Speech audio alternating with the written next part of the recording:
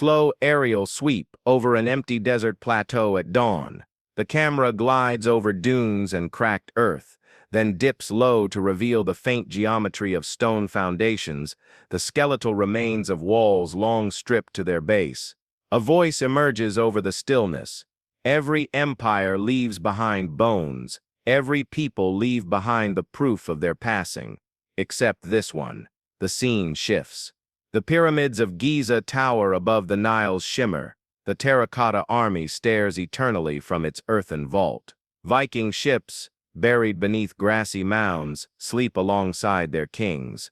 Then a sudden cut, nothing but wind howling over an unbroken plain. For more than 3 centuries, this empire ruled lands stretching thousands of miles, shaping trade routes, toppling rivals, influencing politics and culture in ways that echoed far beyond its borders. Historians can list their victories and name their rivals. Traders from foreign shores recorded the quality of their goods, their strange coinage, their military discipline. Yet in all this, one fact stands out with unsettling clarity: not a single grave, not a single tomb, not even a communal burial site has been found. Civilizations leave fingerprints in death as much as in life. The Egyptians built tombs to defy time. The Romans scattered mausoleums across their provinces. Even nomadic tribes, moving constantly across the land, left behind traces of their dead. Here there is nothing. The deeper the excavations go, the louder the silence becomes. This absence is more than an archaeological anomaly. It is a wound in the narrative of human history, an empty space where our instinct tells us there should be closure. We measure ancient lives by the way they met their end, by the rituals that carried them into whatever came next. Where are their kings? Their warriors? Their children? Every culture has some way of honoring its dead. Flowers laid on stone, fires burning into the night, bones placed in urns, names carved into monuments. To find nothing is to feel that something essential has been deliberately withheld. Perhaps this was not carelessness or chance. Perhaps this was their most sacred, most enduring law. The earliest modern accounts of the empire's ruins come from the late 19th century, when explorers stumbled across fragments of their cities. Walls rose from the earth like broken teeth. Plazas opened into dust-filled silence. They expected, as in other ancient capitals, to find necropolises nearby. Instead, they found only more empty ground. Archaeologists initially dismissed this as an oversight. Surely the burial grounds were further afield, or still hidden beneath centuries of silt. Yet year after year, as surveys expanded, spades turned only clean soil. The empire's urban skeleton lay bare, but the bodies were missing. History has known its share of gaps. Troy was a fable until Schliemann's spade hit stone. The script of the Indus Valley still resists translation after a century of study. Yet in each case, material evidence existed: ruins, artifacts, relics of human presence. Here, the evidence is inverted. The empire's existence is attested by trade records, military accounts, and the grudging respect of its enemies. But the people themselves seem to have dissolved from the archaeological record, and the missing dead are only the beginning. Among the empire's scattered artifacts, there are no depictions of funerals, no carvings of ancestors, no offerings for the afterlife. Some sites linked to them have been abruptly closed to research, sealed behind fences and official warnings. In a handful of archives, expedition notes from the early 20th century mention finds that were later misplaced or reclassified. The absence of graves begins to look less like an unsolved mystery and more like a carefully maintained silence. We stand in this opening moment at the threshold of a story that defies the normal arc of history. It is not simply a case of a vanished people. It is the tale of a civilization that appears to have erased its own mortality, or had it erased by others. This is the puzzle we will follow across deserts and forests, through libraries and forbidden dig sites, piecing together the traces of an empire that left no tombstones behind. Every archaeologist learns the same fundamental truth. The dead tell the story of the living.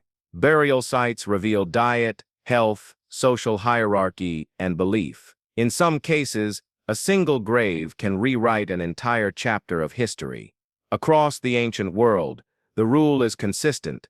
The larger and more organized a civilization, the more elaborate and numerous its burial sites. And yet, here stands an empire that ruled for centuries, commanded vast armies, moved caravans across deserts and fleets across seas, but has left behind no trace of its dead. The strangeness is amplified when measured against the historical norm. Egypt's power is immortalized in its pyramids, colossal tombs built to ensure the pharaoh's eternal life. Rome's necropolises and mausoleums line the roads leading into its cities.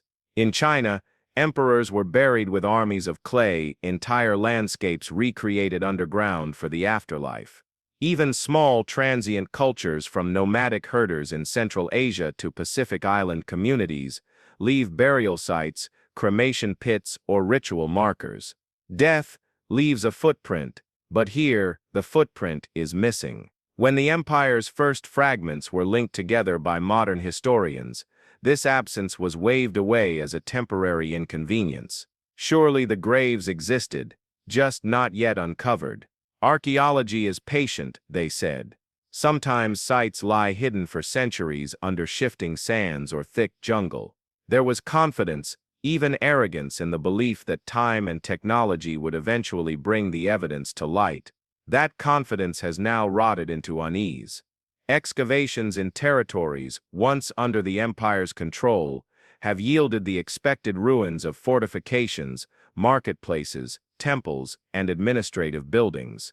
Pottery shards, weapon heads, ornamental metalwork, all the typical debris of daily life and statecraft have been found. But in thousands of square kilometers of surveyed land, not a single burial site has been confirmed. Teams have dug along riverbanks, searched beneath collapsed structures, mapped fields and hillsides with ground-penetrating radar. The result is always the same. The living are visible, the dead are not. Some historians have tried to fit this into known patterns. Could the empire have been entirely nomadic? The answer doesn't hold. Nomadic empires still bury their dead, or at least leave temporary markers, cairns, mounds, decorated posts, which endure for centuries. Could they have practiced cremation so complete that nothing remains? Possible, but cremation leaves ash, charcoal, and burned bone fragments, detectable in soil layers. Soil analysis in suspected sites has found no such trace. Could they have used the sea as a grave, consigning their dead to the depths? In theory, yes, but even cultures that practiced sea burials still kept relics, markers, or memorials on land. The mystery is not only that no bodies remain, but that no memory of bodies remains. In neighboring cultures' records, the empire is described in terms of trade, war, and diplomacy, yet there is no mention of their funerals or rites for the dead. It is as if they either never died, or no one was permitted to speak of it. This is where the line between curiosity and discomfort begins to blur. In whispered corners of the academic world, a few researchers have suggested that the empire's rulers might have actively erased death from their society, not just physically but ideologically. Imagine a culture that refused to acknowledge mortality at all, where the dead were hidden from the living instantly and completely. Such a practice would leave no graves, no memorials, and perhaps even no linguistic record of death. The concept is alien to modern sensibilities, but its very strangeness could explain the completeness of the void. Yet, if such practices existed, where are the traces of their execution? Mass disposal sites would still leave some chemical footprint in the soil. Hidden crypts or underground vaults would still leave anomalies in subsurface scans. If the dead were taken elsewhere, to some remote sanctuary or forbidden valley, why has no one stumbled upon it by accident in the centuries since the empire's fall? The absence is so total that some have begun to suspect the evidence was destroyed after the fact. Perhaps the empire's enemies, or even its descendants, sought to erase it entirely. In times of conquest, desecrating the dead of your enemy is a powerful act of dominance. Yet, even in such cases, bones tend to survive. Here, there is not even that. It is this combination, the scale of the empire, the thoroughness of the absence, and the lack of any coherent explanation, that elevates this from an archaeological inconvenience to an impossible puzzle. Every known law of history says the graves should be there. Every attempt to find them ends with empty soil. The empire's missing dead are not just a question of where, they are a challenge to the way we understand civilizations themselves. If they truly left no graves behind, then their worldview, their values, and their relationship to life and death were unlike anything we have ever known. And if someone removed those graves after the fact, then the erasure was so precise and complete that it borders on the unthinkable. Whatever the answer, the silence is deliberate. The ground has been scrubbed clean, and in that silence, the first shadows of something larger and more unsettling begin to take shape. When we try to understand an ancient empire, we start by mapping its borders. For this one, the outline comes not from its own ruins but from the words and artifacts of others. Clay tablets from neighboring kingdoms record tribute shipments and trade agreements. Merchant ledgers in distant ports list goods identifiable only to this empire. Alloys with unusual compositions, textiles woven with patterns unknown elsewhere. Military chronicles describe campaigns against them, naming rivers, mountain passes, and cities that were once under their control. Piece by piece, a shadow map of their dominion emerges, stretching across deserts, river valleys, and coasts. And yet, for all this cartographic reconstruction, the land itself resists giving up its secrets. Archaeologists can stand on soil once ruled by the empire and see no trace of them beyond the faintest outlines of walls or foundations. The absence of burial sites is only part of it. Even their cities and towns often seem to dissolve into the earth more completely than those of their neighbors. A map can be drawn, but it is like tracing the outline of a ghost. The contrast is striking when we compare it to empires of similar size and age. The Roman Empire left roads, aqueducts, amphitheaters, physical lines that still carve across Europe and the Mediterranean. The Mayans etched their cities deep into jungle stone, visible even from satellites today. Here, the empire's footprint is faint, often limited to scattered shards of pottery or a lone defensive wall standing without context. This strange sparsity gives the impression that we are looking at the residue of movement rather than the imprint of settlement. Trade records show a vast circulation of their goods, bronze vessels turning up in distant burial mounds, jewelry unearthed hundreds of miles from any known center of their power, coins found in shipwrecks far beyond their supposed reach. But unlike other empires, where such artifacts can be traced back to a central heartland, no such epicenter has ever been conclusively identified for them. Instead, their presence is like a constellation of points with no obvious center, a scatter of influence without a visible origin. This disconnection between map and ground has led some to speculate that the empire might not have been geographically fixed at all. Perhaps it was a confederation of mobile city-states, or a network of traveling capitals shifting with the seasons or political needs. In that case, the lack of a monumental core could be explained. But even then, the scale of their trade and military campaigns suggests some permanent centers must have existed, and centers by their nature leave remains. More troubling is the fact that certain sites once thought to be central to the empire's geography have been reclassified by official archaeology in recent decades. Ruins once attributed to them have been reassigned to smaller local cultures. In some cases, these reclassifications were supported by new findings.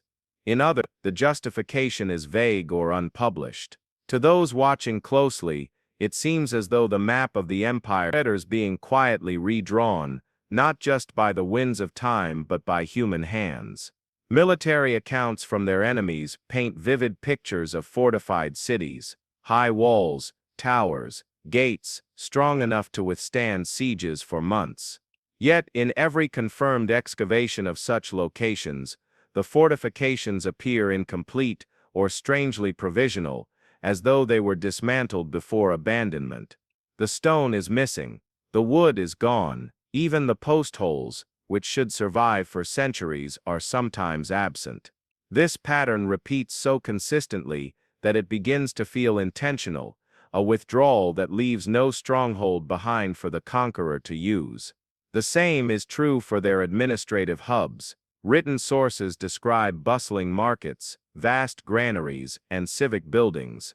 In the archaeological record, we find only ghostly traces, outlines in the soil, fragments of floors, the occasional scattered tile. It is as though the cities themselves were taken apart piece by piece and carried away. This would be an enormous effort, requiring a coordinated labor force and a compelling reason. But if that is what happened, it would also be a reason why graves, monuments, and other permanent structures are so conspicuously absent. And yet, in a paradox, the map of their influence is clear in the movement of their goods. Their trade networks reached further than many empires with far more visible remains. Artifacts found along these routes suggest a culture adept at both manufacturing and diplomacy, able to supply and control markets over vast distances. This too is an anomaly. Such networks are usually anchored by visible, well-defended centers. Here, the network seems to hang in the air, supported by something we cannot see. Some researchers argue that this map without a core hints at a cultural philosophy. Perhaps they valued impermanence, preferring to leave nothing that could become a ruin. If so, their disappearing cities and absent graves might both be expressions of the same principle. Others suggest a more pragmatic explanation, that they dismantled their own structures during retreat to deny resources to enemies. But neither theory fully explains the totality of the absence, especially when it comes to the dead. The empire exists vividly in ink and clay, in the records of those who traded with or fought against them, but it evaporates in the soil beneath our feet. This dissonance between what is mapped and what is found deepens the mystery. The closer we get to pinpointing their world, the more the ground seems to swallow it whole. Somewhere between the paper map and the physical earth lies the truth of the empire's disappearance. And if we can understand why the land itself refuses to hold their memory, we might begin to uncover where and how they hid their dead. The written record of the empire is not its own voice, but an echo refracted through the pens of others. We know them because their neighbors, allies, rivals, and enemies wrote about them. In the brittle pages of ancient chronicles, they appear suddenly, already powerful enough to command attention, and they vanish just as abruptly centuries later. The empire never left us its own history, only shadows cast on the walls of someone else's story. These chroniclers describe an organized and disciplined state, formidable in war and shrewd in diplomacy. They record the names of leaders, the outcomes of treaties, the goods traded, and the terms of surrender. Armies are counted, cities are besieged, ambassadors are welcomed or expelled. From these scraps, a political timeline can be sketched. And yet, woven through these accounts is something far stranger, an absence not of detail but of one particular subject. There is no mention, not once, of funerals, mourning, or the dead. In one scroll from a neighboring kingdom, an emissary describes a feast at the court of the empire, listing the delicacies served and the opulence of the hall. He even notes the elaborate costumes of the guards and the peculiar rhythm of their music. But when the same emissary recounts the death of a foreign envoy during the visit, he makes no note of a burial or memorial. The envoy's death is acknowledged, but the matter of his body is simply omitted. It happens again and again. In chronicles of war, battles are described in vivid detail, dust rising from cavalry charges, arrows blotting out the sun, the sound of drums echoing in the valleys. Casualty numbers are given for both sides, but there is never a word about the treatment of the fallen. No mass graves, no burning of the dead, no return of bodies to their families. It is as if the empire's wars produced only the living. At first, historians chalked this up to bias. Chroniclers, especially those from enemy states, often omitted cultural details of their rivals, either out of ignorance or disdain. But the pattern is too consistent. Even allies who traded with the empire for decades left no written account of their mortuary practices. In cultures where the handling of the dead was a matter of diplomacy, where returning a noble's body could cement an alliance, this silence is inexplicable. Some have proposed that the omission was deliberate, a matter of respect for a cultural taboo. Perhaps the empire forbade outsiders from witnessing or recording their rites. This is plausible. Certain societies have kept their funerary customs secret for fear of spiritual contamination or exploitation by enemies. Yet even in such cases, outsiders usually note the secrecy itself. Here, there is not even an acknowledgement that such customs exist. Other researchers suspect something more unsettling, that the chronicler's silence mirrors the empire's own silence. If the empire truly had no funerary rites, if its culture erased death from public life, then there would be nothing for outsiders to record. The chroniclers may not be omitting details, they may be faithfully reporting a reality in which death was hidden so completely it seemed absent. A few rare fragments hint at darker possibilities. A merchant's log, written in hurried script, records a caravan delayed by the night without fire.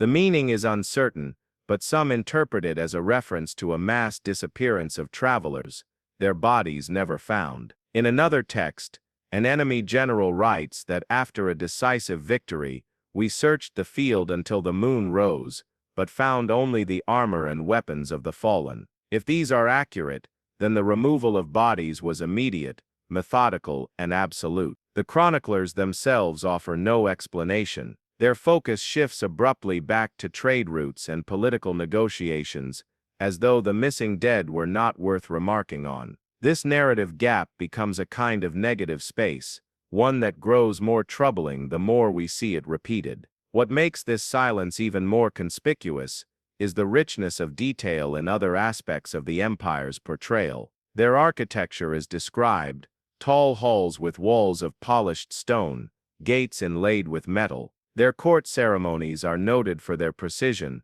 their festivals for their music and acrobatics. Even their food is given attention: spiced stews, sweetened wine, fruits preserved in honey. Yet for all this, there is no trace of the rituals that should have marked the end of life. It is here, in the quiet between the lines, that the first suspicion of deliberate erasure begins to take shape. The empire's voice is lost to us, but the voices of its neighbors carry an absence that feels intentional. Was it the chroniclers themselves who chose to avoid the subject, or was it the empire that left them nothing to see? As we move forward, the mystery will deepen, because while the chroniclers' words fail to reveal where the dead went, the physical evidence, or lack of it, will suggest that someone, somewhere, went to great lengths to make sure those words could never be written. Archaeology is at its core an act of persistence. Sites are mapped, excavated, catalogued. The slow work of brushing soil from a shard of pottery is repeated thousands of times until the fragments align into a story. Yet, in the case of this empire, some of the most promising sites, places that might answer the question of their missing dead, have been locked away, destroyed, or quietly erased from official records. In the early 20th century, a team of European archaeologists working in a remote desert basin reported finding a series of subterranean chambers. The notes from their preliminary survey mention worked stone walls, strange geometric carvings, and traces of organic material. The site was scheduled for a full excavation the following year. But before work could begin, the local authorities declared the area off-limits, citing unstable ground conditions. The team was ordered to withdraw, and all photographs and field sketches were sent to an unnamed government archive. None have surfaced since. This is not an isolated incident. Across multiple countries once under the empire's control, there are locations identified in older records, some by name, some only by coordinates, that have since been scrubbed from public maps. In some cases, satellite imagery reveals disturbances in the earth, as if large-scale excavation had already taken place. In others, the landscape appears untouched, but the legal restrictions are absolute. Trespassers face severe penalties, sometimes disproportionate to the supposed dangers of the terrain. Official explanations for these closures vary: conservation of fragile ruins, safety concerns from unstable structures, protection of sacred sites belonging to local communities. These are valid reasons in many parts of the world. Yet here, the pattern is too consistent, and the timing too suspicious. Closures often follow closely on the heels of discoveries that might challenge the established narrative: a find of unusual human remains, an artifact with an unidentifiable script, or evidence of advanced engineering in an unexpectedly early context. One of the most controversial examples comes from the coastal region of a present-day nation whose government has long been sensitive about foreign access to archaeological heritage. In the 1970s, a joint expedition between local scholars and an international team unearthed a series of sealed stone vaults. Witnesses claimed they contained large quantities of worked metal, ceremonial items, and something described in later interviews as ossuary vessels. Within weeks, the excavation was halted, the foreign team was expelled, and the local researchers fell silent. Decades later, some of those same researchers, now retired, hinted that the vaults were emptied under government supervision and that the contents were transported inland to an undisclosed facility. Skeptics argue that such stories are exaggerated, the product of frustrated academics embellishing their failures. And it's true. Archaeology attracts its share of myth-making, but in this case, the accumulation of closed sites, missing documentation, and vanishing artifacts strains coincidence. When so many promising leads are abruptly cut short, the possibility of coordinated suppression becomes harder to dismiss. Some researchers believe the suppression is not simply about controlling heritage, but about concealing something fundamentally disruptive to the accepted history of the region, and perhaps the world. If a burial site of the empire were found intact, it could overturn long-standing assumptions about their culture, religion, and technological capabilities. More dangerously for certain powers, it might expose political connections between ancient states that modern borders and narratives are designed to obscure. The tension between public archaeology and political interest has always existed. In times of instability, rulers have hidden or destroyed relics that threaten their legitimacy. But in the case of this empire, the stakes seem higher. We are not talking about one or two contested sites. We are talking about a pattern of closure stretching across multiple nations and spanning decades. This suggests that the reason for suppression may not be local at all, but international. There are whispers in the academic underground, conferences held in private rooms, encrypted exchanges between colleagues, that fragments of the empire's mortuary culture have been found, but the discoveries are considered too volatile for release. One rumor speaks of skeletal remains showing signs of unknown preservation techniques, with no decay after centuries. Another describes burial containers made of alloys not reproducible with known ancient technology. None of these claims can be verified, but their persistence indicates that someone, somewhere, is finding pieces of the puzzle and choosing to hide them. Meanwhile, local communities sometimes tell a different story. In villages near some of these forbidden sites, oral traditions speak of places where the earth remembers too much. They warn of lands where digging brings misfortune, where strange lights flicker at night, or where sounds rise from the ground after dark. Anthropologists have recorded such tales for over a century, often dismissing them as folklore. Yet they tend to cluster around the very sites archaeologists have been forbidden to enter. The result is a strange, layered silence, the official silence of governments, the guarded silence of archaeologists, and the superstitious silence of locals. Together they create a barrier stronger than any locked gate or legal warning. And beyond that barrier, may lie the answer to the mystery of why this empire, alone among the great powers of history, left no graves behind. If we could gain access to even one of these sealed sites, perhaps the mystery could be resolved. But as things stand, the empire's most important evidence remains just out of reach, guarded not only by time but by the living. And that raises the most unsettling question of all: are we being protected from the truth, or is the truth being protected from us? Every known civilization leaves behind a record of its voice, carved into stone, pressed into clay, brushed onto parchment. The written word becomes the bridge between the living and the dead. The empire in question was no different, at least at first glance. Across its former territories, fragments of inscriptions have been uncovered: official decrees, trade tallies, military rosters, temple accounts. Their script, partially deciphered over the last century, is distinctive, a precise, almost geometric set of symbols, suggesting a language both complex and disciplined. But in all the recovered texts there is a striking omission. Nowhere is there a mention of funerals, burials, mourning, or death. For linguists, this absence is baffling. Every language contains words for death. Even the most euphemistic cultures still leave linguistic traces. Phrases like "gone to the ancestors" or "return to the earth." These words are among the oldest in human speech. Yet here, it is as though the concept itself has been erased from the lexicon. The surviving inscriptions focus on matters of trade, governance, taxation, and war, all the machinery of life, but avoid entirely the subject of what happens when life ends. Some researchers believe this is because the script we have recovered is limited to administrative contexts, not personal or religious ones. Official records, they argue, would naturally avoid funerary detail. But this argument weakens when we remember that many ancient states recorded elaborate death rituals for rulers and nobles, often as part of political propaganda. Death was power, it legitimized succession, and sanctified rule. If this empire had kings and generals, their deaths would almost certainly have been documented. That no such records exist raises the possibility that they were never written, or that they were destroyed. More unsettling is the structure of the language itself. A handful of linguists claim that the script contains unusual gaps in semantic fields related to mortality.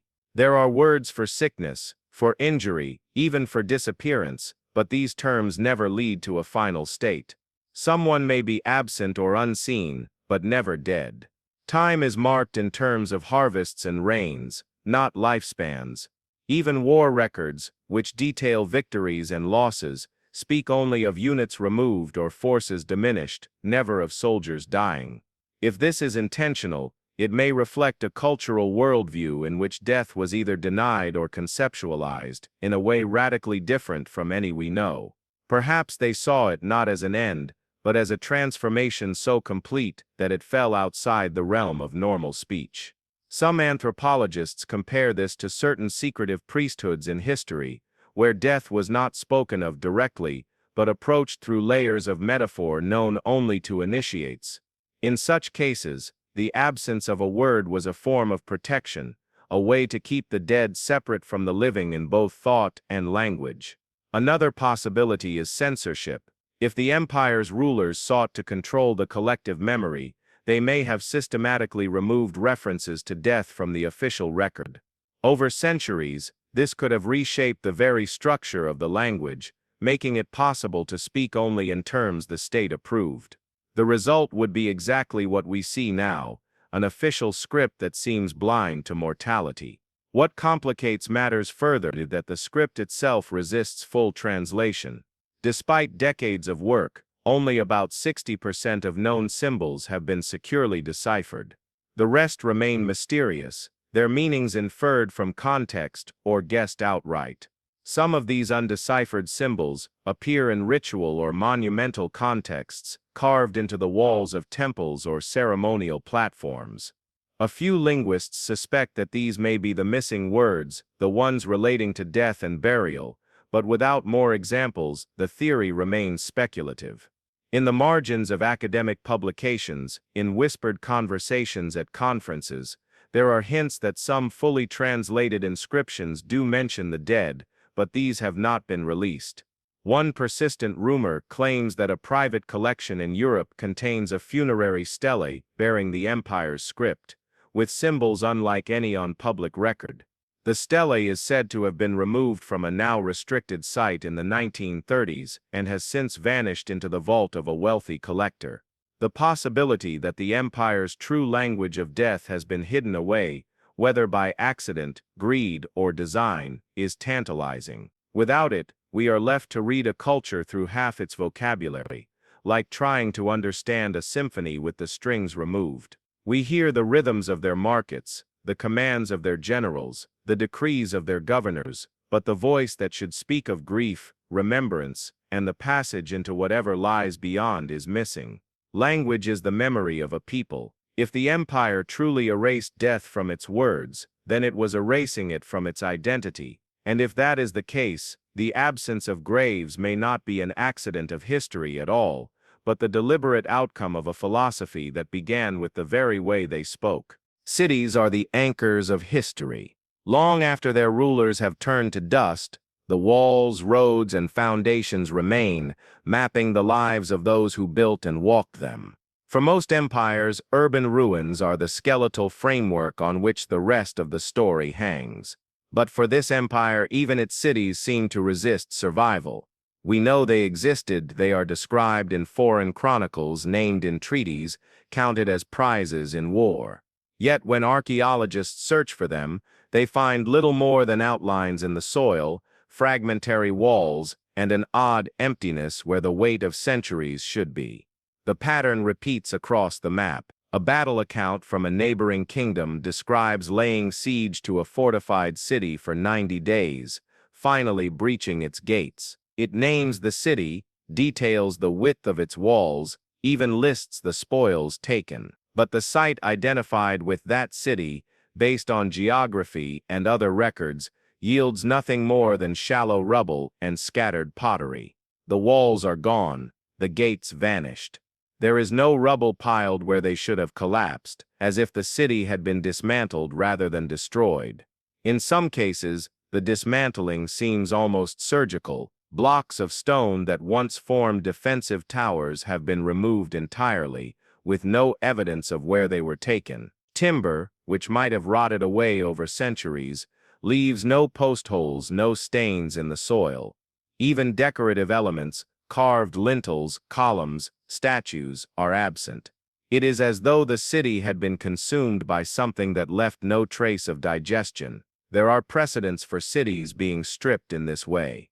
Conquerors throughout history have dismantled rival fortresses to prevent their reuse. Stones from ancient buildings are often recycled into newer constructions. But what makes the empire's case unusual is the sheer scale of the phenomenon.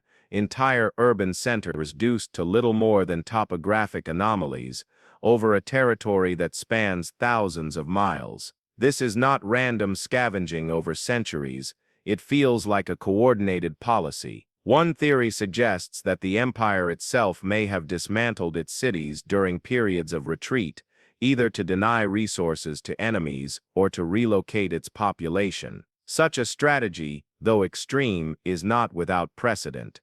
Nomadic armies sometimes destroyed their own camps when moving on, ensuring that nothing of value fell into enemy hands. But dismantling a stone city, with its walls and civic buildings, would require immense labor and planning. And yet this appears to have been done multiple times across multiple regions. Another theory turns the responsibility outward. Perhaps their enemies were so thorough in their destruction that they left no ruins behind. But again, history argues against this. Even the most vengeful conquerors tend to leave some trace: charred ruins, collapsed walls, mass graves. The totality of the disappearance here is without parallel. Some researchers suspect that the dismantled materials were taken somewhere to a central location now lost, or to sites so remote they have escaped detection. If true, this would not only explain the absence of remains but also suggest an empire-wide logistical capability far greater than previously assumed. Moving stone on such a scale repeatedly, would require organization, manpower, and resources that rivaled their military strength. Adding to the mystery are the phantom cities recorded in trade logs. Merchants from outside the empire described traveling to urban hubs whose names match those in military chronicles. These accounts detail bustling marketplaces, temples, and administrative centers. Yet when we follow their routes, the named cities either vanish into the landscape or correspond to sites where almost nothing remains. It is as if the cities slipped out of existence between the time of the merchants' visits and the arrival of the archaeologists. In a few rare cases, aerial and satellite surveys have revealed faint traces invisible from the ground, ghostly street grids, or the outlines of large buildings buried under farmland or desert. But when teams have attempted to excavate, the results have been strangely meager. Foundations taper off unexpectedly, rooms lead to nothing, and again, no cemeteries, no tombs, no markers of the dead. One of the most haunting examples comes from a river valley long suspected to be home to one of the empire's major capitals. Early surveys detected the remains of massive stone platforms, suggesting administrative or ceremonial use. When excavation began, workers uncovered a network of streets and open plazas, but before the dig could reach deeper layers, the funding was abruptly pulled, and the site was covered over again for preservation. Decades later, locals still speak of crates removed under armed guard during the closure, crates that no museum has ever claimed. The vanishing of the cities mirrors the vanishing of the graves. In both cases, what should be permanent has been made impermanent. Whether through the deliberate actions of the empire, the vengeance of its enemies, or the slow erosion of centuries aided by human hands, the result is the same.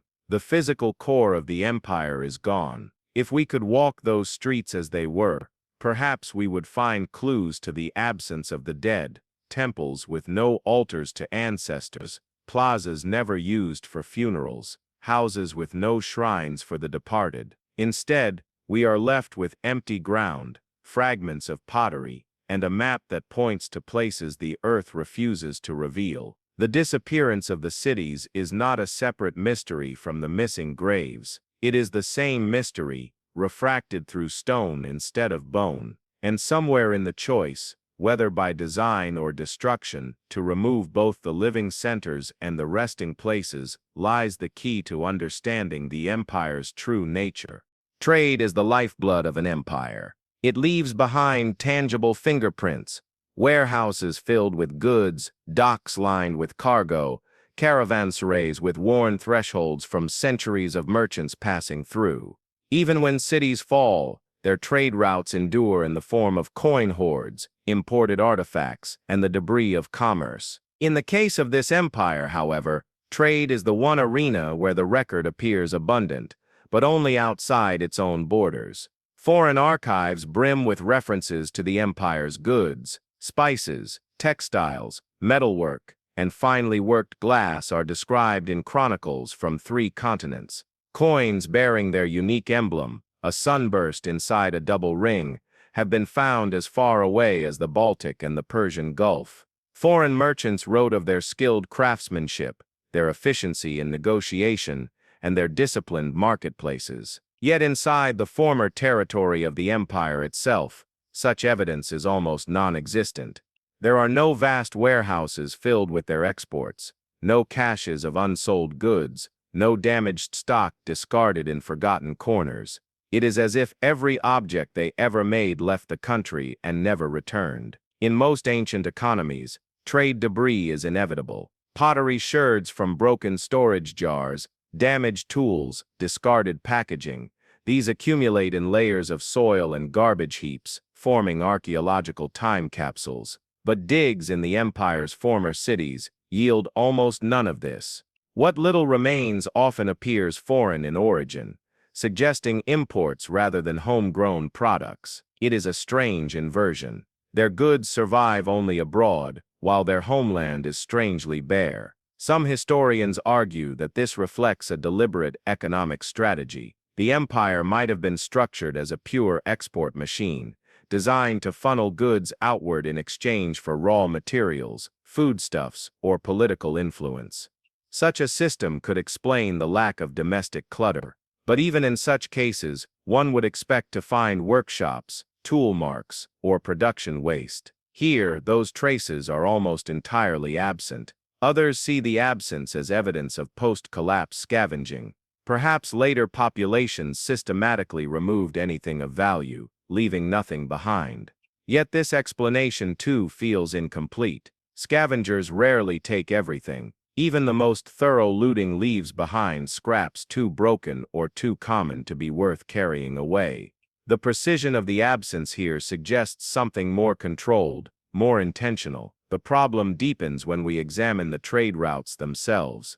Ancient roadbeds, caravan stops, and river ports linked the empire to its neighbor. But within its territory, these routes often vanish abruptly, as if erased from the landscape. Bridges that should still be visible as ruins are gone.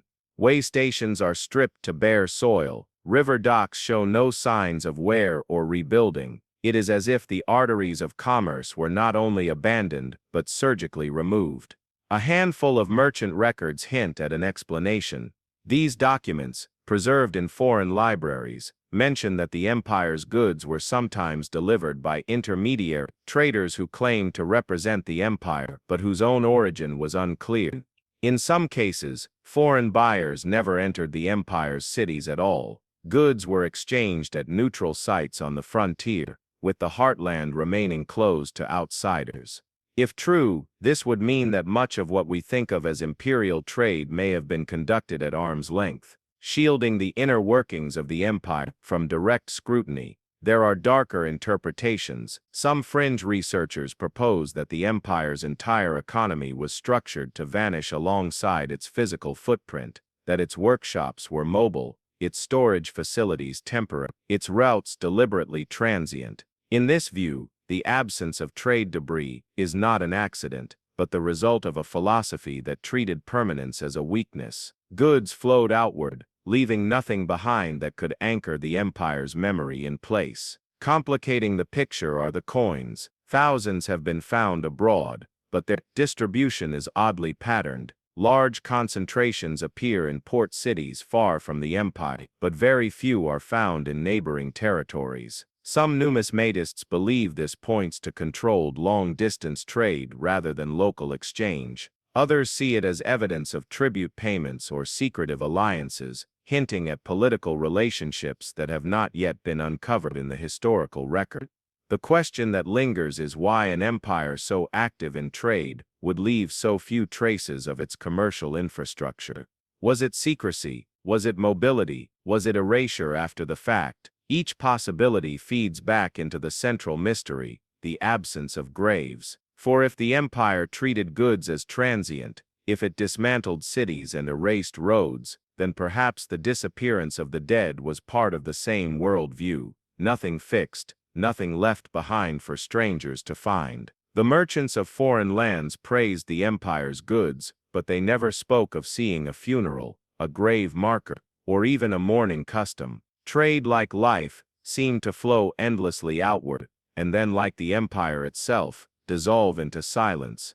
History is often written by the victors, but in this case, much of what we know about the empire comes from those who fought it and lost. The empire's enemies recorded its strategies, its cities, and its rulers with a mixture of resentment and reluctant admiration. Yet even in these detailed accounts, there is a shared, unsettling omission. None of them ever describe burying imperial dead. One chronicle from a neighboring kingdom recounts a bloody battle on the plains. Thousands fell on both sides, and the victors, the enemy, stripped the field of weapons and armor before performing their own funerary rites. But when they returned the next morning to retrieve the bodies of their dead for burial, they found the imperial corpses gone. The chronicler claims that during the night, as if by shadow or wind, the enemy reclaimed their fallen, leaving no trace save the trampled grass. Similar reports recur across multiple campaigns. Siege narratives describe long periods of attrition, the slow starvation of a garrison, and finally the storming of the walls. Yet when the victors entered the city, the dead, both civilian and soldier, were absent. In one account, the attackers suspected plague and assumed the bodies had been burned to prevent disease, but no ash pits or burned remains were found. To dismiss these testimonies as exaggeration or myth would be tempting if they came from a single source. But they appear across cultures and centuries, often from peoples who had no contact with each other. In some cases, the accounts are matter-of-fact, woven into logistical records rather than dramatic stories. A supply list might note that fewer burial shrouds were needed than expected, for the enemy removed their own by night. The consistency of this detail, spread across hostile sources, is difficult to explain away. There is also a curious restraint in the way enemies wrote about the empire's treatment of the dead. While ancient propaganda often portrayed rivals as barbaric or sacrilegious, here the tone is different, less condemnation, more unease. One historian from a rival kingdom admitted, "They deny us our vengeance, taking from us the sight of their fallen." Another wrote that the empire's soldiers go to their rest in a manner we cannot see, and that is their greatest shield. Some researchers believe this points to a deeply ingrained cultural taboo against allowing outsiders to witness their burial rites. This would explain both the speed of body removal and the total lack of graves accessible to archaeologists. If the empire guarded its dead as fiercely as its treasures, then the absence of funerary remains might be the result of centuries of practiced secrecy. Others suspect something more strategic. In warfare, the recovery of the dead can prevent enemies from taking trophies or gathering intelligence from the fallen. By removing bodies immediately, the empire could deny its enemies morale-boosting displays and valuable information. But this still leaves unanswered the question of what they did with their dead afterward, and how they managed such efficient retrieval in the chaos of battle. A handful of enemy accounts provide cryptic hints. One describes seeing lines of cloaked figures moving across the battlefield at night, carrying burdens between them. Another tells of hearing distant horns after a defeat, calling their lost to follow. The tone of these passages is strange, almost superstitious, as if the chroniclers themselves were unsure whether they were describing a physical act or a supernatural one. If the testimonies are accurate, then the empire's absence of graves is not due to later destruction or erosion. It would mean that from the very moment of death, their dead were hidden away in places no enemy could reach, places that so far no archaeologist has found. And yet there is one troubling counterpoint. On rare occasions, enemy forces claim to have captured imperial prisoners who later died in captivity. Even in these cases, the bodies were said to vanish, often under mysterious circumstances. In one siege journal, a commander laments that a high-ranking prisoner slipped from his tent in the night, though his guards swore he lay dead before them. The implication is almost unthinkable, that even far from home, the empire could recover its dead. What these testimonies leave us with is a chilling image of an enemy who not only won battles through force of arms, but also controlled the narrative of death itself. If their enemies could not find their dead,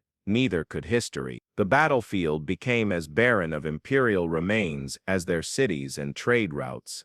Another piece of the same invisible puzzle. In the next stage of our journey, the focus will shift from enemies' eyes to the empire's supposed friends. For if enemies saw only vanishing corpses, perhaps allies saw the rites that followed, or perhaps they too were shown nothing at all. If the empire's enemies spoke of vanishing dead with confusion and unease, their allies spoke even less, and that silence is perhaps more telling. Treaties, trade agreements, and diplomatic correspondence survive in foreign archives, outlining decades, sometimes centuries, of cooperative relations. These documents mention the exchange of envoys, intermarriage between royal families, and joint military campaigns.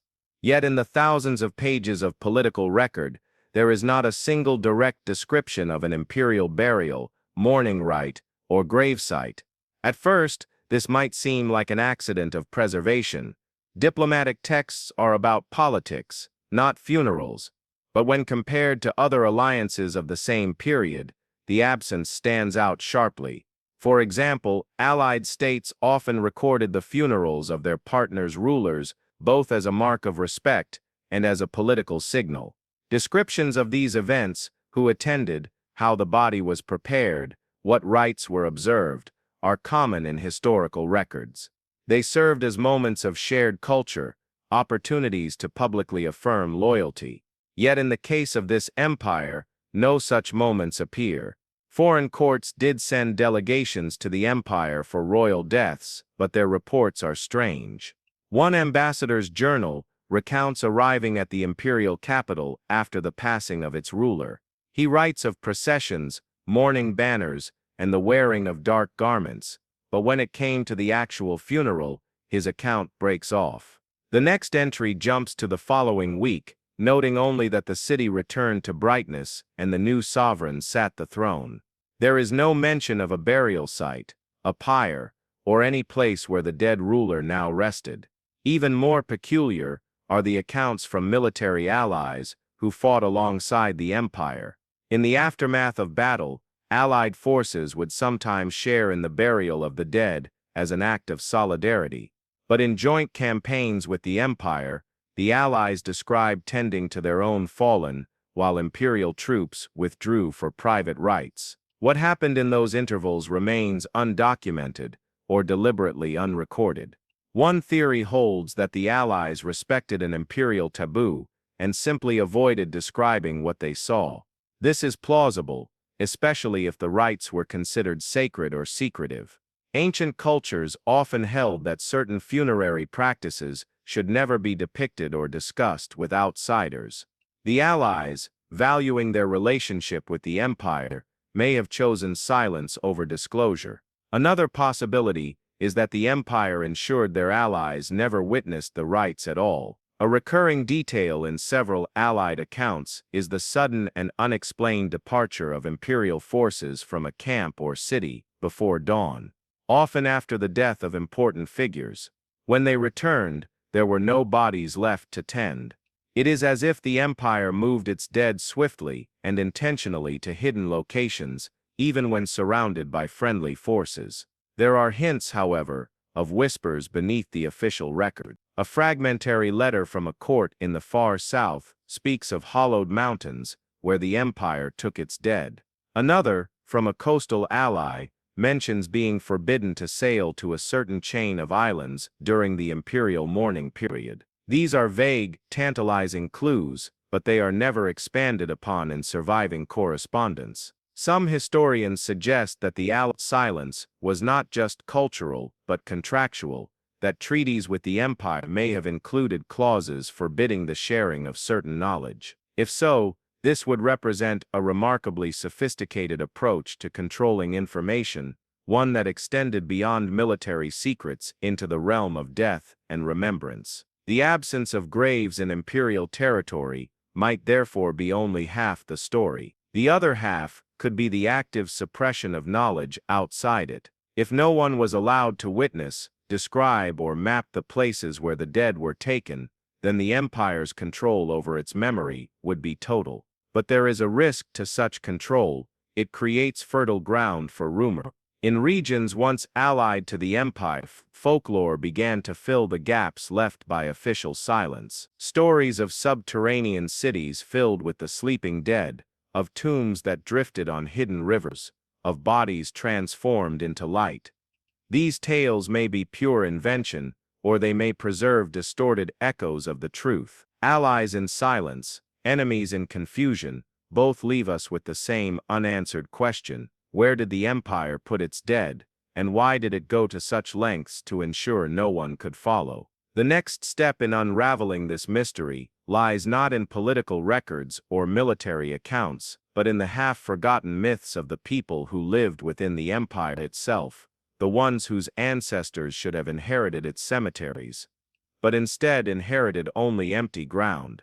Long after the empire fell, its former lands were populated by new peoples, settlers, conquerors, and migrants who built their own towns over the silent ruins. Yet, among these later inhabitants, fragments of older stories persisted, passed down in whispers, often stripped of their original names.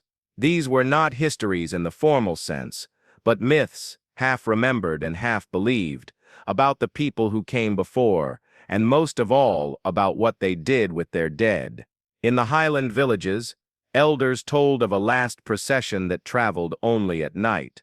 According to the tale, when someone of the old empire died, their kin would carry the body under a shroud so dark it drank the moonlight. They would walk toward a mountain pass and vanish into it, reappearing only at dawn with empty hands. Where they went, or what happened beyond the pass, no one could say. The mountains themselves were said to eat the dead, keeping them safe from those who would disturb their rest. In the lowlands near the delta, where rivers split into 1,000 silver veins, another story circulated of floating tombs. Here the dead were not buried at all, but placed into sealed vessels made of metal and lacquered wood, which were then set adrift under cover of night. These vessels were said to move without oars or sails, guided by the current to a place where the sea does not speak. The imagery is beautiful, but no such vessels have ever been found, and the waterways show no trace of a hidden burial ground.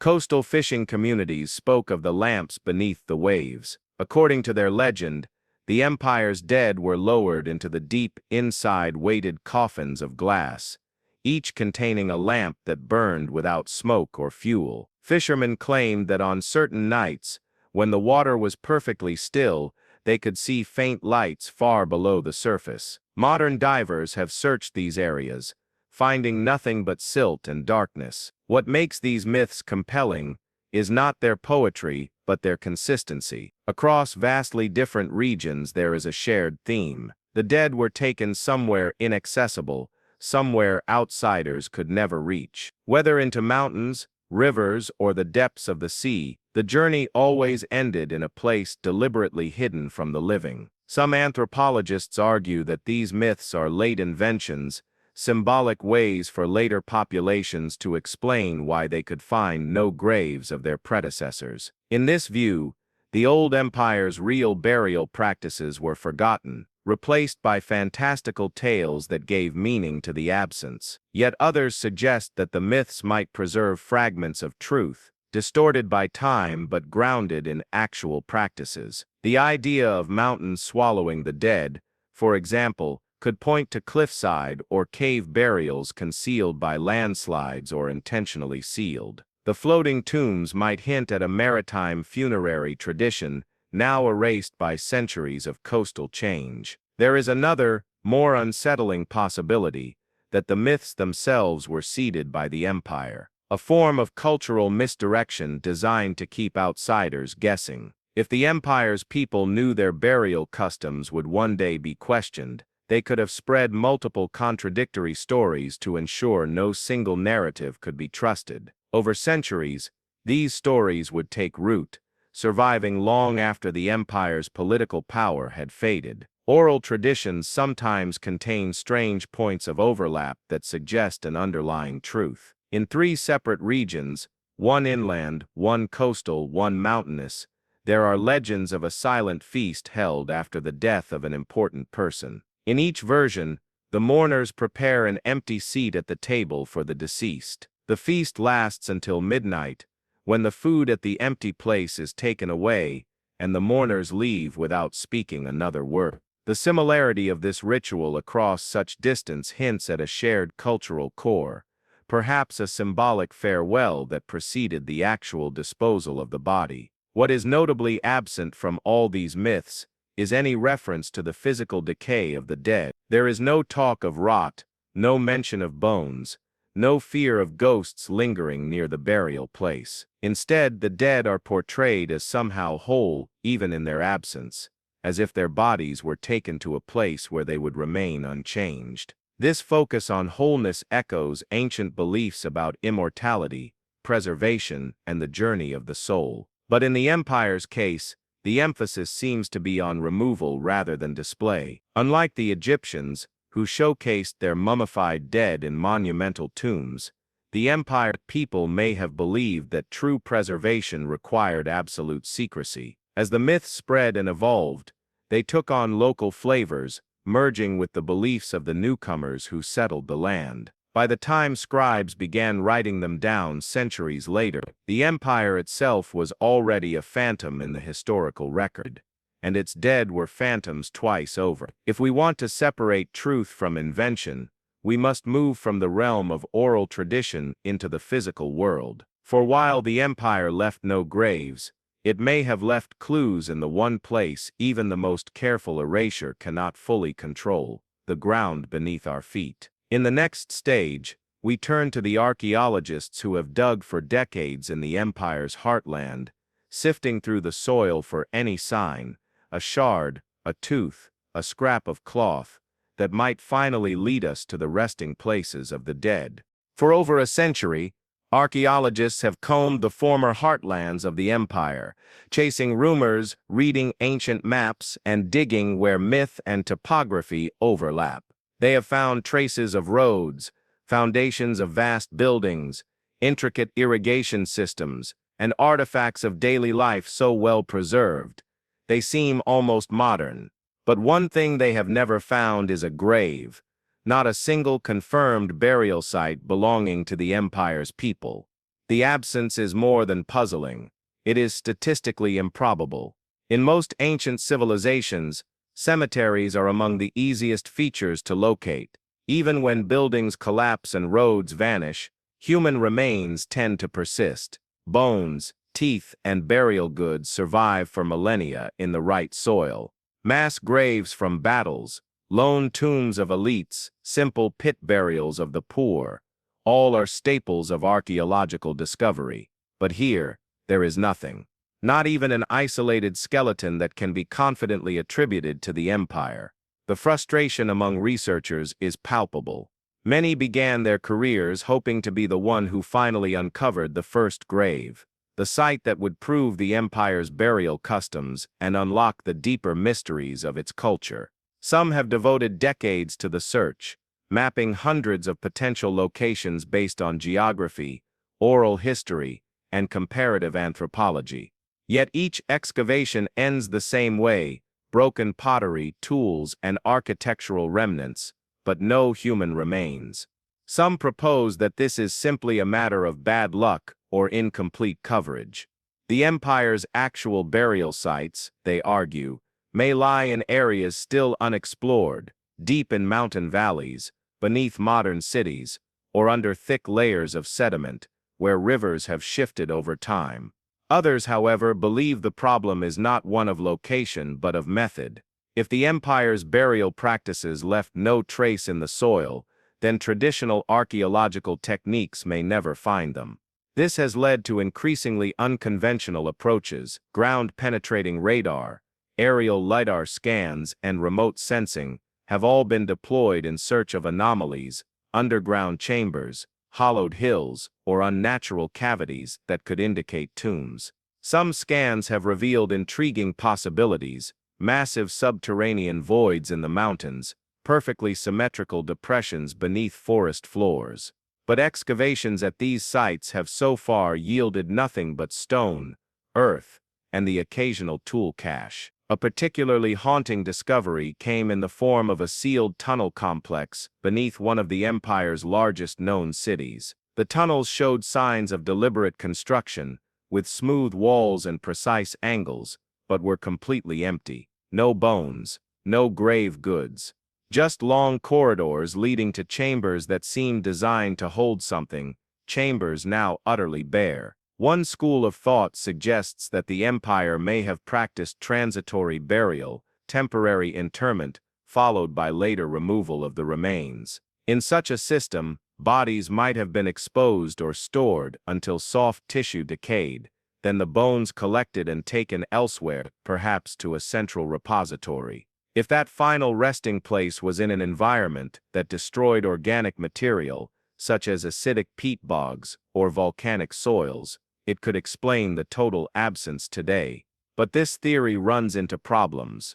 In most cultures that used secondary burial, the process still left behind traces, fragments overlooked, broken urns, the occasional missed bone.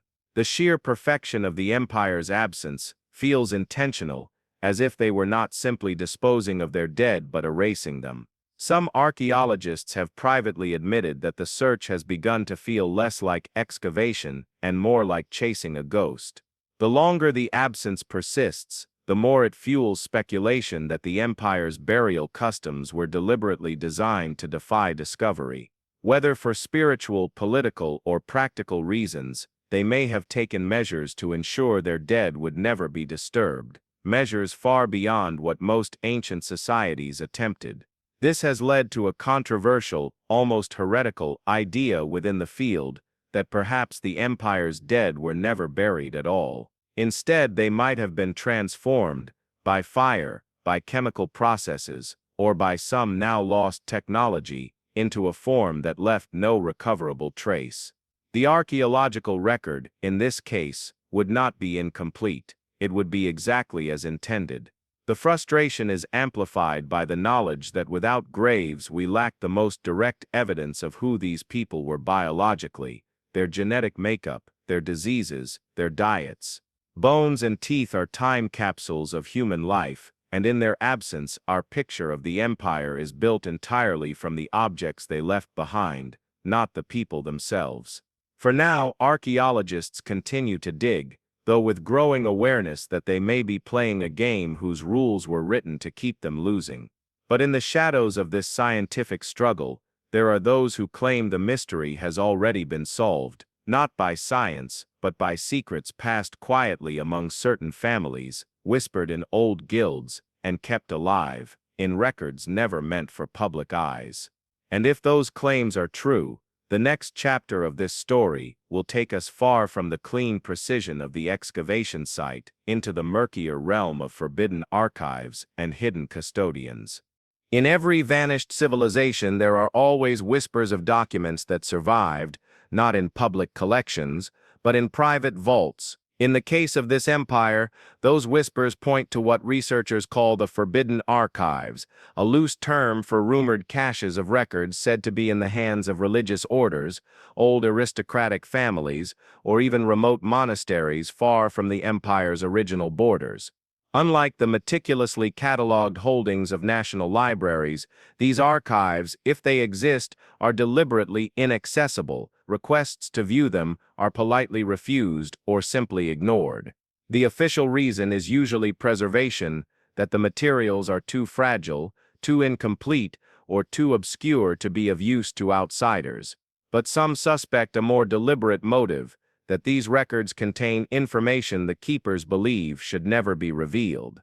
One of the most persistent rumors involves a monastery perched on a cliff in the northern range, known for its ancient scriptoria. According to local tradition, the monks there guard scrolls from a kingdom that buried not in the earth nor in the sea. Travelers' accounts from the 18th and 19th centuries claim to have seen illustrated manuscripts depicting processions into vast caverns, followed by scenes of empty corridors lit by a strange, soft glow. In every image, the figures carrying the dead wear veils that hide their faces entirely. Another alleged archive lies in the private library of a coastal noble family, whose ancestry they claim traces directly to one of the empire's allied dynasties. Over the centuries, they have kept their collection strictly within the family. In rare interviews, members have hinted at owning death maps, intricate charts showing routes from the empire's cities to unmarked destinations. Whether these routes led to mountains, islands, or something else entirely remains unclear, as no scholar has ever been allowed to examine them. The most controversial source of all is a series of purported copies of imperial death edicts that surfaced briefly on the black market in the 1970s. These were said to outline precise protocols for transporting the dead, including the use of sealed transport containers and the assignment of silent guardians, whose identities were erased from all public record after the mission was complete. The documents vanished as suddenly as they appeared, with some collectors insisting they were forgeries and others swearing they were authentic. If even fragments of these archives are genuine, they suggest the empire treated death not as a private family matter, but as a state-controlled operation. The removal of a body, whether royal, noble, or common, might have been subject to strict regulation, perhaps even carried out exclusively by a trained and sworn class of officials. Such a system could explain the consistency of the no-graves phenomenon across vast distances and centuries. Yet this leads to an even deeper question: why would these records be hidden for so long? One possibility is simple superstition, that revealing the burial practices would anger the spirits of the dead or violate sacred law. Another is political. If the empire's remains lie in a place still considered significant or strategically valuable, disclosing it could provoke disputes over land, heritage, or control of resources. Some researchers believe the secrecy is maintained for a more pragmatic reason. If the empire's burial sites are intact, they could hold not just bodies but immense stores of wealth, grave goods, artifacts, even advanced materials now lost to history.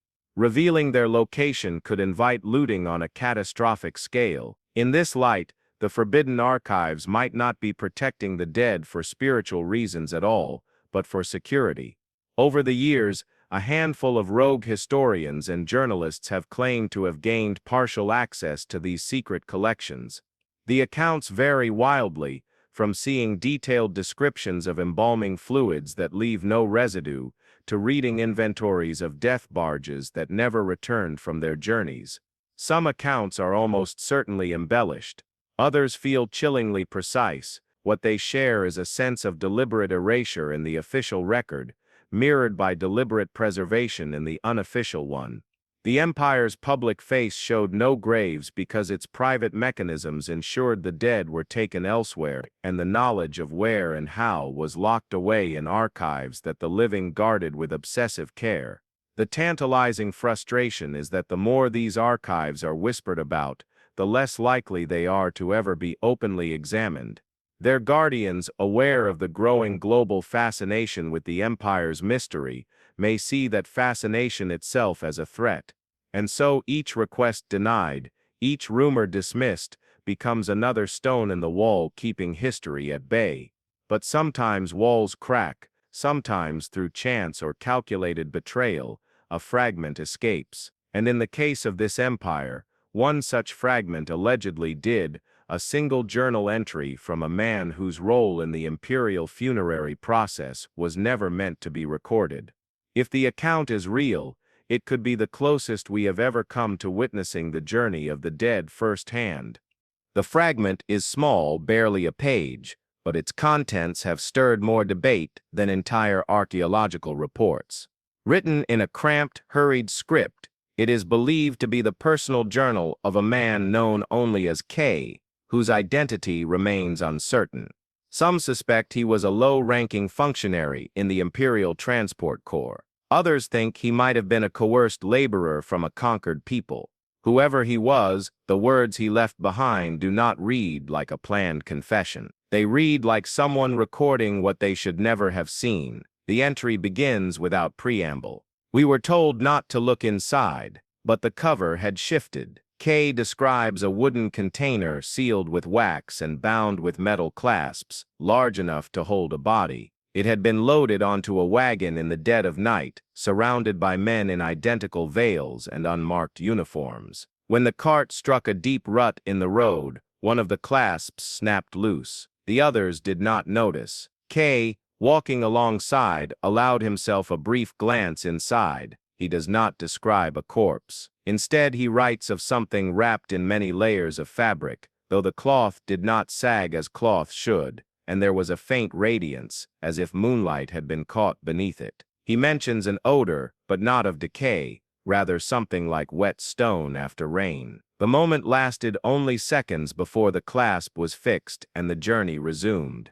K's task, he explains, was to guide the wagon along a mountain pass to a structure he calls the mouth. He writes of a vast stone archway built into the cliff face, its carvings eroded, almost smooth, yet still suggesting spirals and interlocking circles. No guards stood outside, yet the veiled men moved with the precision of a military unit, as though following an unseen signal. The wagon was wheeled inside into darkness. K's writing grows disjointed here. as if memory itself was difficult to hold on to. He recalls hearing water, slow, steady, echoing, and feeling the temperature drop. He describes walls that seemed to absorb sound, turning footsteps into muffled thuds. The air was thick with a smell like burned resin. They reached what he calls the second gate, a pair of immense stone doors that opened silently despite their size. Beyond was a chamber so vast, Kay could not see its far end, lit by points of cold light that hovered in midair. The wagon was pushed forward until it disappeared into the gloom. Kay was ordered to remain at the threshold. What he saw next is the most disputed part of the fragment. He claims to have glimpsed ranks of shapes, not lying flat, but standing upright,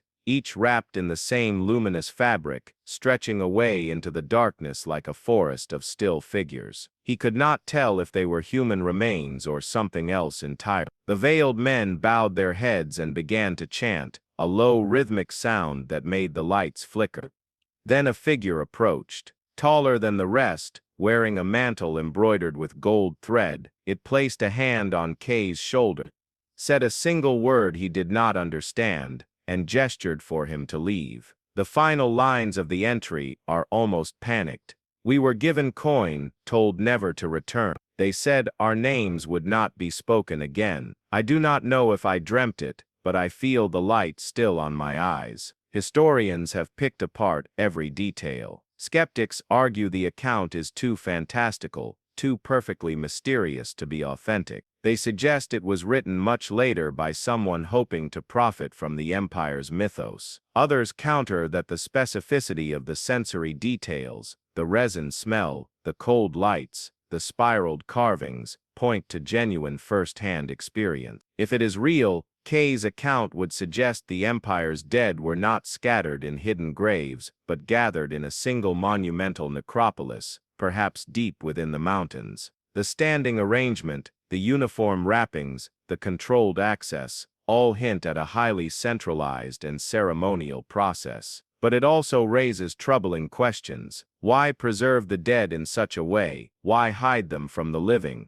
And what was the source of the strange light Kay describes? Some scientists speculate about natural phosphorescence from minerals or fungi. Others wonder if some form of chemical preservation was used, a process that could have left bodies intact for centuries without decay. A few have suggested something more radical, that these figures were not dead at all, but in some form of suspended state. The truth of Kay's account may never be proven. The fragment itself is held in a private collection, inaccessible to independent analysis. Its handwriting, ink, and paper could confirm or destroy its credibility, but those tests will not be allowed. For now, it remains one of the most tantalizing pieces of the puzzle, a rare moment when the mystery almost lifts, only to close again like the stone gates Kay described. And yet, even this glimpse is enough to shift the search. If the empire's burial practice centered on a single hidden location, the challenge is no longer to find scattered graves across a continent, but to discover one place that, if real, would be the most extraordinary tomb complex in human history. The search for that single hidden place might have remained forever in the realm of speculation were it not for a discovery made in the archives of a small provincial museum in the late 1990s. The item was misfiled in a drawer of unrelated shipping records, and at first glance it appeared to be nothing more than a weathered parchment showing the mountain ranges of the empire's northern frontier. But closer inspection revealed faint ink lines overlaid on the terrain, lines that formed no known trade route, military path, or migration pattern. At its center was an emblem, a spiral formed of interlocking circles, nearly identical to the worn carvings Kay described above the stone archway in his account. Around the spiral, short annotations in a now extinct dialect seemed to reference distances, but not from any recognized city. Instead, all the measurements pointed inward, as though converging on a place deliberately omitted from the surrounding cartography. When news of the map's existence leaked, the museum attempted to downplay its significance, calling it an artistic rendering and refusing requests for high-resolution scans. but a blurry photocopy had already circulated among a small network of independent historians, linguists, and cryptographers. These copies revealed something else: the presence of small crescent marks scattered along the converging paths, each labeled with a different symbol. Some scholars interpreted them as way stations. Others believed they marked places where the route could be lost entirely if a wrong turn was taken. The most controversial feature, however, lay in the map's lower margin, a series of faint red smudges that, when digitally enhanced, appeared to form a set of coordinates. Yet those coordinates did not match any location on the empire's own geographic grid, suggesting either a different reference system or a deliberate attempt to mask the site's exact position. Experts in ancient surveying techniques have noted that the distances on the map seem unusually precise for its time, precise enough to suggest the use of advanced measuring instruments or carefully preserved mathematical knowledge. If so, this could indicate that the empire's funerary route was fixed and calculated to an extraordinary degree, perhaps to align with astronomical events, magnetic anomalies, or hidden waterways. The parallels to Kay's account are uncanny: the spiral symbol, the converging paths, the apparent northern location, all reinforcing the idea of a centralized necropolis. Yet this presents a paradox. If the empire took such great pains to conceal its burial place, why allow a map of it to exist at all? One explanation is that the map was never meant for common eyes. It could have been a tool for a highly restricted group, the veiled courier, the silent guardians, to navigate their final journeys. Such a map would have been priceless, and its loss catastrophic for the empire's secrecy. The fact that one survived at all, even by accident, is almost inconceivable. There are other interpretations. Some argue that the map is not a literal guide but a ceremonial or symbolic representation of the journey of the dead, an abstract depiction used in religious instruction or initiation rites. In this view,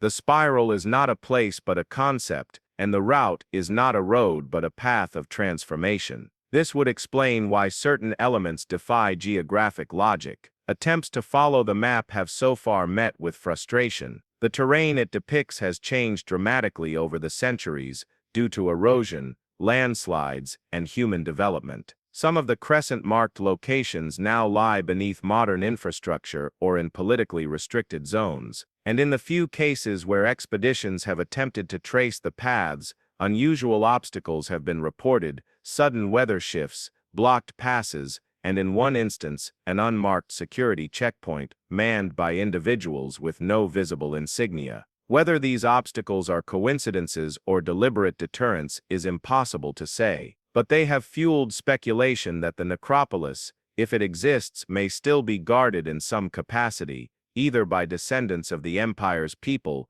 or by modern powers with their own reasons for keeping it hidden. The deeper irony is that the map's very existence has changed the search. Before, researchers were scattered, chasing graves across an empire-sized canvas. Now attention is narrowing, and pressure is building on a specific region. If the guardians of the empire's dead, whoever they may be, wish to keep the site secret, they are running out of time before technology, persistence, and sheer curiosity breach their defenses. And if that breach comes, what then? Will the spiral yield only the dust of centuries, or will it confirm the most unsettling possibility of all, that the empire's dead were never meant to rest in peace, but to wait? Long before the map surfaced, the mountains it seemed to indicate were already known for a peculiar feature: vast cliff faces carved with shallow spirals, circles, and geometric channels that appear far too deliberate to be the work of wind or water alone. Local shepherds and miners have told stories for generations about these markings, claiming they were written by hands that feared the sun.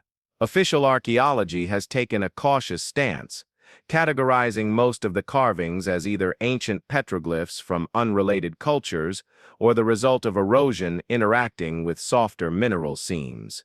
Yet certain patterns, especially those deep within narrow gorges, have resisted such explanations. These formations seem to align precisely with the winter solstice sunrise, the equinox moonrise, or the sudden appearance of specific constellations in the mountain sky. When Kay's journal fragment became public knowledge, some researchers revisited these carvings and noticed similarities to the spirals on the map and the archway he described.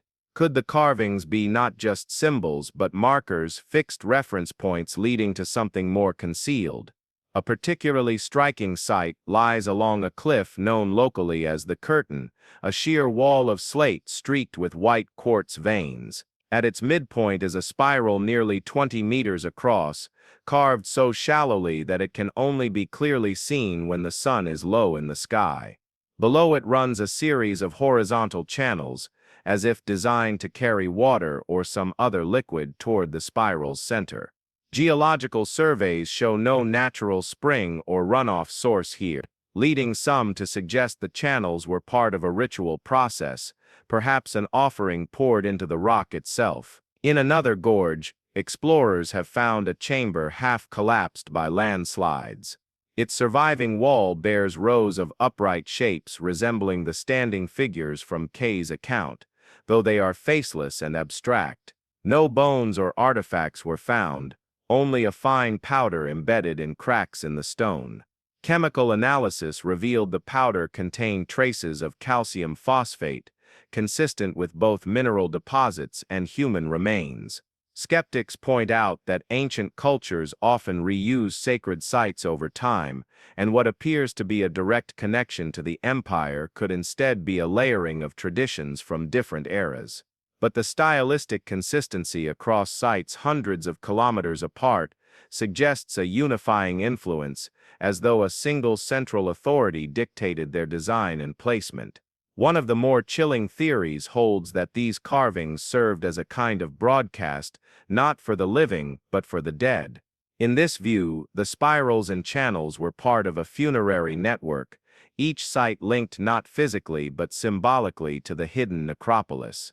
The dead might be taken to the central site, but their presence was ritually extended to these carved locations, binding the empire's territory in an invisible web of memory and power. Expeditions have tried to map these carvings in relation to the spiral at the center of the controversial map. Some align almost perfectly with the crescent-marked way stations, as if confirming they were part of the same system. Others fall far outside the expected routes, raising the possibility of secondary or decoy paths, meant to confuse anyone who followed without permission. Yet there is a deeper problem. Several of the most significant sites have been destroyed or sealed off in the past 50 years. Landslides have buried key gorges, quarrying operations have reduced entire cliff faces to rubble, and in at least 2 cases, government construction projects have placed dams and reservoirs directly over carved rock faces. Officially, these were unrelated developments. Unofficially, some suspect a coordinated effort to erase the trail before it could be fully reconstructed. Still, enough survives to suggest that the carvings were not simply art or territory markers. The scale, placement, and precision point toward a knowledge of geometry, astronomy, and engineering far beyond what is usually attributed to the period. If they are indeed linked to the empire, they represent not just an architectural achievement, but a message deliberately carved into the bones of the land, a message that has outlasted the people who made it, the rulers who ordered it, and perhaps even the reasons it was made at all. And if those reasons were tied to preserving or protecting the dead, then the carvings might not be just echoes of a lost empire. They might be warnings. In the summer of 2014, a small geological survey team working near the northern ridges, an area loosely corresponding to the convergence points on the disputed map, recorded something that would briefly make headlines before vanishing into the quiet of classified archives. The team's primary goal was to chart seismic activity in the region, as minor tremors had been reported by nearby villages for years. Most of their findings were routine. Then, one afternoon, the instruments registered an anomaly. It began as a low, steady vibration, too uniform to be a natural earthquake, and too sustained to be the aftershock of distant tectonic activity.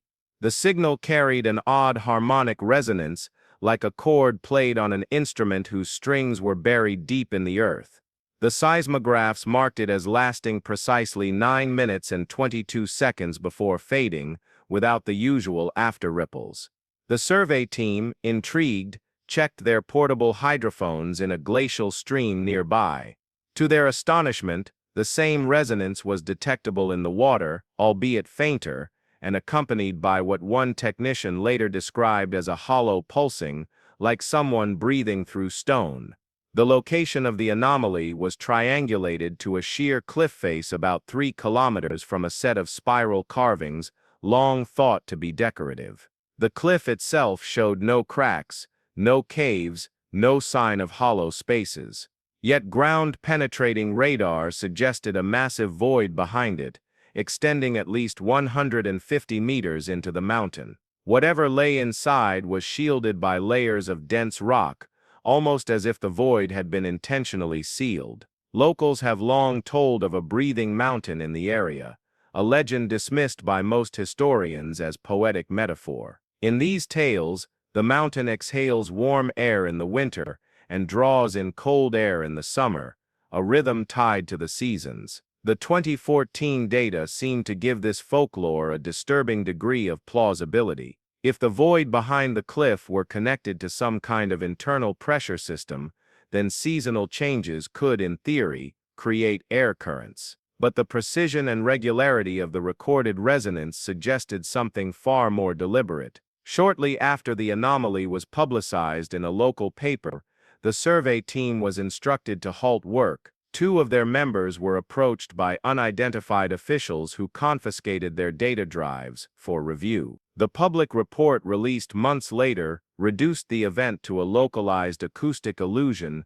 caused by glacial melt, despite the fact that no significant meltwater had been recorded in that valley for decades. Independent researchers, relying on leaked data from one of the team's members, noted that the resonance's frequency bore an uncanny resemblance to tones used in certain ancient rituals, specifically those meant to call the spirit back to the body in various pre-modern belief systems. This, combined with the suspected void, has fueled speculation that the mountain may conceal an engineered chamber designed to produce or respond to specific sound frequencies. If true, such a chamber could have been part of the necropolis infrastructure. Some theorists suggest it might function as a signaling system, a way to communicate with the interior from outside without physical entry. Others take a more unsettling view, proposing that the resonance is not a call from the living to the dead, but the other way around. No expedition has since been allowed to re-enter the area. Satellite imagery shows increased infrastructure nearby, new fencing, freshly graded roads, and what appear to be ventilation shafts cut discreetly into the hillside. Whether these are related to mineral extraction, military use, or something more esoteric remains unknown. Yet the anomaly has left an indelible mark on the search for the Empire's lost resting place. For centuries the evidence has been static, carved in stone, drawn on parchment, preserved in brittle fragments of text. The 2014 event was different. It was not a memory of the past, but a living signal in the present, a vibration that seemed to say something inside the mountain is still there, and it is not entirely silent. If the Empire built their tombs to last forever, perhaps they also built them to speak, or to be heard, long after their builders were gone. The real question, then, is whether we are the first outsiders to hear the mountain's voice, or merely the first in a long time. If the Empire truly built a necropolis inside the mountain, it was not merely a place to dispose of their dead, it was a statement. A final gesture of sovereignty, the physical embodiment of their refusal to be forgotten. Every clue we've traced suggests a people obsessed with permanence, yet paradoxically determined to keep that permanence hidden from the world. The contrast is stark. Conventional history paints this empire as having vanished without leaving so much as a grave marker, a puzzle often explained by war, migration, or cultural assimilation. But the evidence we've explored hints at the opposite, a deliberate act of concealment. This was not erasure by accident. It was erasure by design.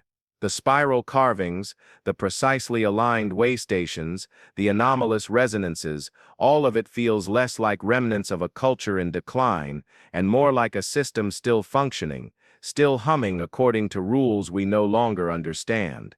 But why hide the dead at such cost? Theories range from the pragmatic to the supernatural. Perhaps the empire feared desecration by enemies, and so interred their rulers in a fortress of stone, unreachable by conquest. Or perhaps they believed the dead retained some form of influence, political, spiritual, even physical, that could only be preserved by sealing them away from the living. Some anthropologists note that the empire's surviving inscriptions show no separation between words for king and ancestor. To them, a ruler was not just a leader in life, but an enduring presence, a node in an unbroken chain of authority stretching backward and forward through time. In that light, the necropolis would not be a cemetery at all, but a kind of parliament of the dead, its halls populated by those whose reigns had ended, but whose governance had not. This brings us to the uncomfortable possibility.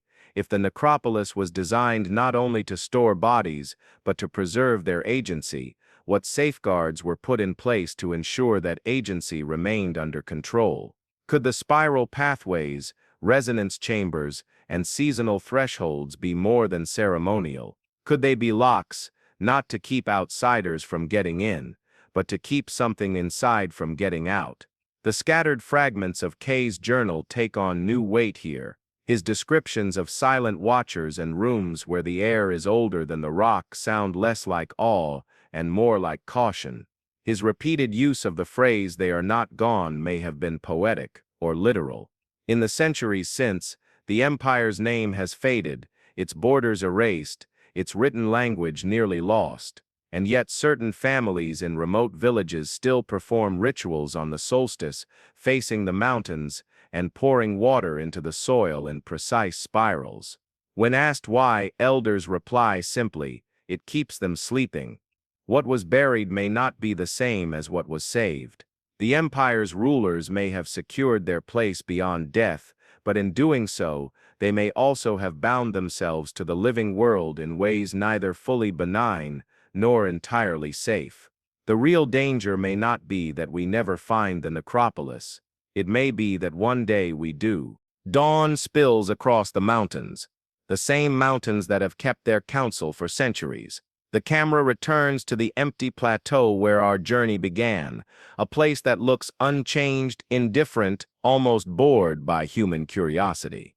We have walked through maps, ruins, whispered folklore, geological anomalies, and the edges of a threshold that might be a door. And yet, in the way of all great mysteries, we leave with more questions than we arrived with.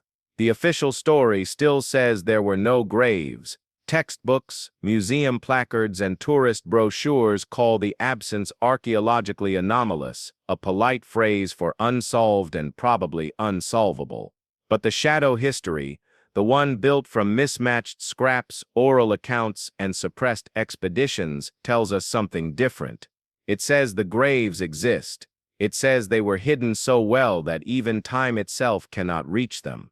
Here, the known history is a surface, a flat, safe narrative of rise and fall. The hidden truth is the underlayer, vast and silent, its borders drawn not on paper, but in the alignment of stones, the rhythm of the solstice, the breath of a mountain that sometimes speaks. And what of the empire itself? Were they visionaries, securing their dead against the decay of centuries?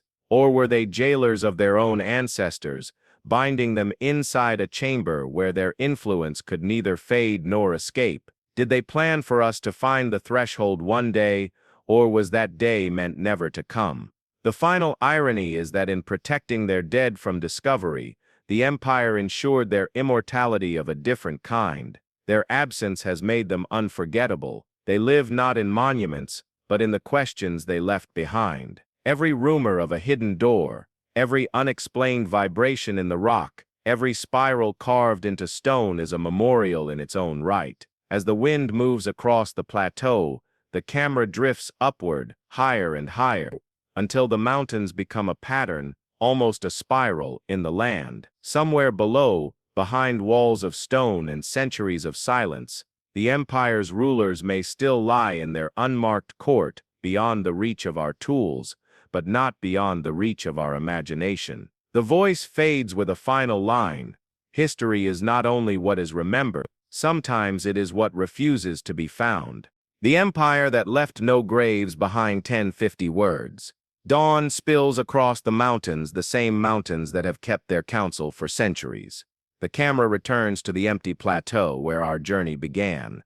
A place that looks unchanged, indifferent, almost bored by human curiosity. Through maps, ruins, whispered folklore, geological anomalies, and the edges of a threshold that might be a door, and yet in the way of all great mysteries we leave with more questions than we arrived with. The official story still says there were no graves. Textbooks, museum placards, and tourist brochures call the absence archaeologically anomalous, a polite phrase for unsolved, and probably unsolvable. But the shadow history, the one built from mismatched scraps, oral accounts, and suppressed expeditions, tells us something different. It says the graves exist. It says they were hidden so well that even time itself cannot reach them. Here, the known history is a surface, a flat, safe narrative of rise and fall. The hidden truth is the underlayer, vast and silent, its borders drawn, not on paper, but in the alignment of stones, the rhythm of the solstice, the breath of a mountain that sometimes speaks. What of the empire itself? Were they visionaries securing their dead against the decay of centuries, or were they jailers of their own ancestors, binding them inside a chamber where their influence could neither fade nor escape? Did they plan for us to find the threshold one day, or was that day meant never to come? The final irony is that in protecting their dead from discovery, the empire ensured their immortality of a different kind. Their absence has made them unforgettable. They live not in monuments but in the questions they left behind.